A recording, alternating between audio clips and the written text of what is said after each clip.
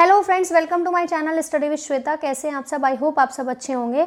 तो फ्रेंड्स, इन वीडियोस में हम DSSB SST TGT के PYQ कर रहे हैं और जो सीरीज़ हमारी चल रही है उसमें ये आज शायद 22nd वीडियो है।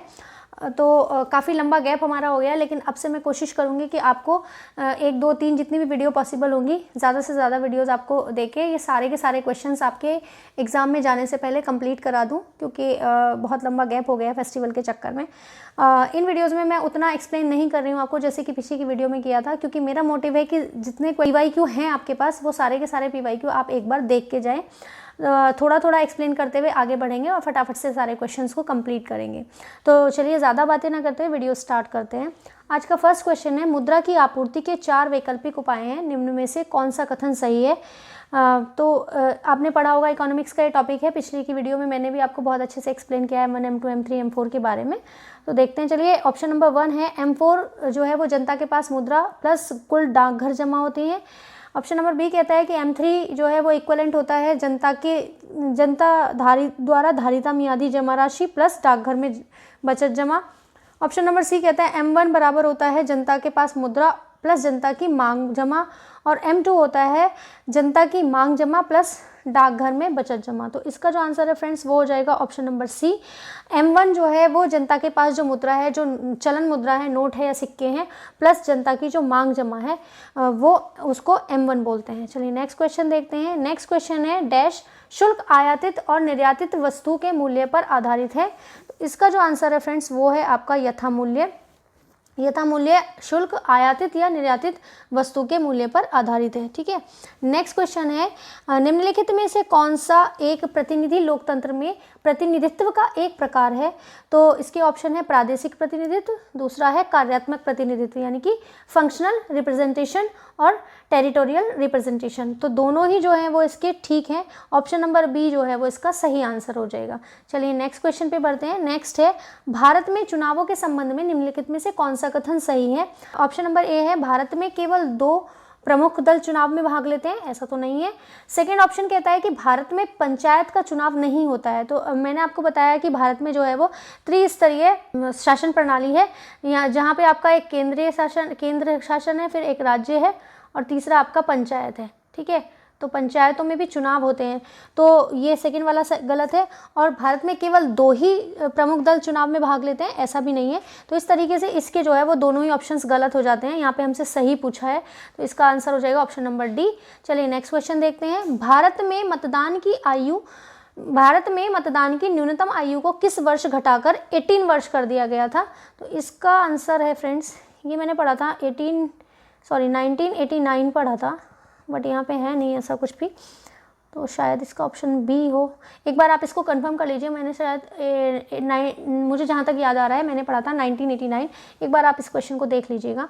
नेक्स्ट क्वेश्चन है, निम्नलिखित में से किसे लोकतंत्र की विशेषता नहीं माना जा सकता? तो लोकतंत्र की विशेषता कौन सी नहीं है? तो देखिए, लोकतंत्र में स्वशासन तो होता ही है, समानता भी मिलती है, लोकतंत्र का जो एक विशेषता है वो स्वतंत्रता भी है। थर्ड है अभिजात तंत्र यानी कि एरिस्टोक्रेसी, यही नहीं है, और लिबर्टी यानी कि स्वतंत्रता तो है ही। तो एरिस्टोक्रेसी में क्या होता है, यानी कि अभिजात तंत्र में जो सत्ता है वो कुछ विशेष वर्ग के लोगों के पास जो है वो सत्ता रहती है, तो ये लोकतंत्र की विशेषता नहीं है। नेक्स्ट क्वेश्चन है, निम्नलिखित में से आर्थिक विकास के संबंध में कौन सा कथन नवशास्त्रीय विचारों के संबंध में सही है? इसका ऑप्शन है, फर्स्ट ऑप्शन है, यह आर्थिक विकास को गरीबी और असमानता को दूर करने वाला मानता है। ऑप्शन नंबर सेकंड कहता है, यह मानता है कि पूंजी निर्माण के दीर्घकालिक प्रभावों के परिणाम स्वरूप विकास होता है। तो इसका ऑप्शन नंबर बी ठीक है, यानी कि option number C, only second वाला जो स्टेटमेंट है वो सही है। चलिए नेक्स्ट क्वेश्चन पे बढ़ते हैं। नेक्स्ट क्वेश्चन है, प्रत्यक्ष लोकतंत्र सरकार के कार्यों में डैश के प्रत्यक्ष, सीधे एवं निरंतर भागीदारी पर आधारित है। तो ऑप्शन है उद्यमी, मंत्री, मीडिया या फिर नागरिक। तो इसका जो है फ्रेंड्स वो हो जाएगा ऑप्शन नंबर डी। जो नागरिक हैं, सिटीजन्स हैं, वो सरकार के कार्यों में प्रत्यक्ष, सीधे और निरंतर भागीदारी पर आधारित होते हैं, डायरेक्ट डेमोक्रेसी में। नेक्स्ट क्वेश्चन है, इस क्षेत्र में उत्पादकों की गतिविधियां प्राकृतिक संसाधनों से घनिष्ठ रूप से जुड़ी हुई, यह क्षेत्र कौन सा है?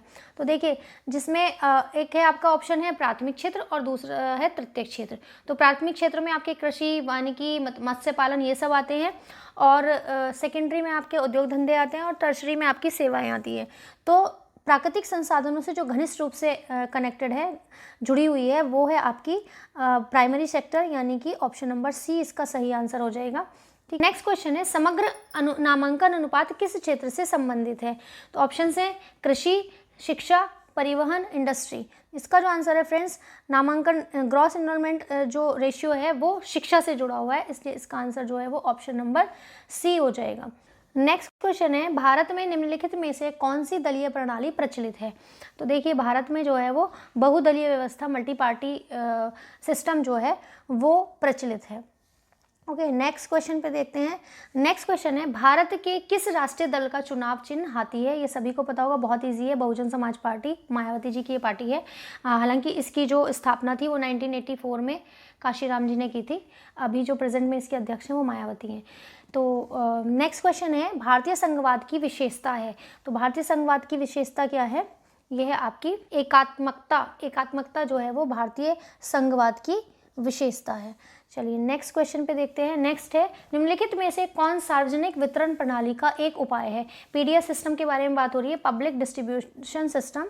तो इसमें है कि सार्वभौमिक सार्वजनिक वितरण प्रणाली, और दूसरा ऑप्शन है लक्षित सार्वजनिक वितरण होगा, ये वितरण प्रणाली, डिस्ट्रीब्यूशन। ठीक है, तो इसका जो आंसर है फ्रेंड्स वो है ऑप्शन नंबर ए। दोनों की दोनों जो है वो ऑप्शन इसके ठीक है। नेक्स्ट पे देखते हैं, निम्नलिखित में से कौन भारत में सार्वजनिक बैंक है?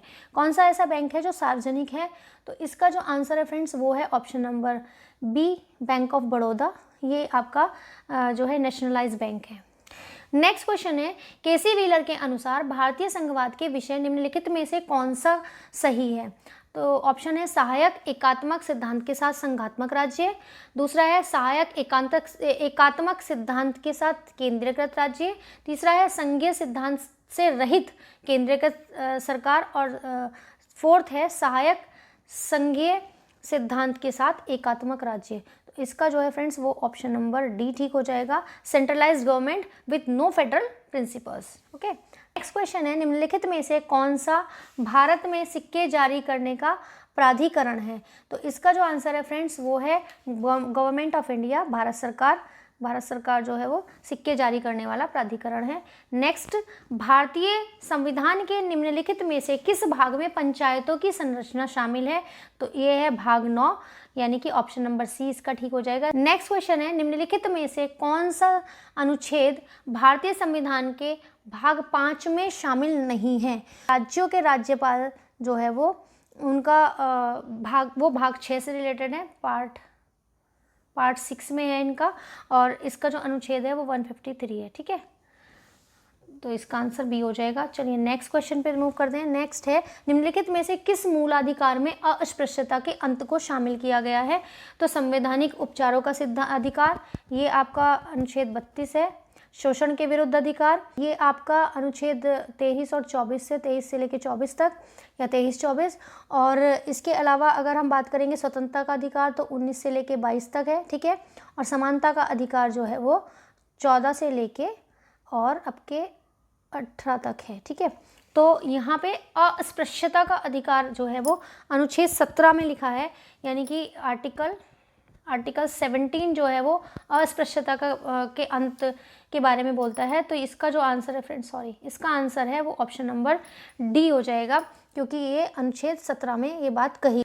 नेक्स्ट क्वेश्चन है, भारतीय संविधान के किस भाग में कानून के समक्ष समानता की परिकल्पना की गई है? तो हमने लास्ट क्वेश्चन में देखा था कि जो समानता का अधिकार है वो आर्टिकल 14 से लेके 18 तक है, और आर्टिकल 14 जो है वो समानता के समक्ष कानून के समक्ष समानता की बात उसमें की गई है, यानी कि इक्वलिटी बिफोर लॉ।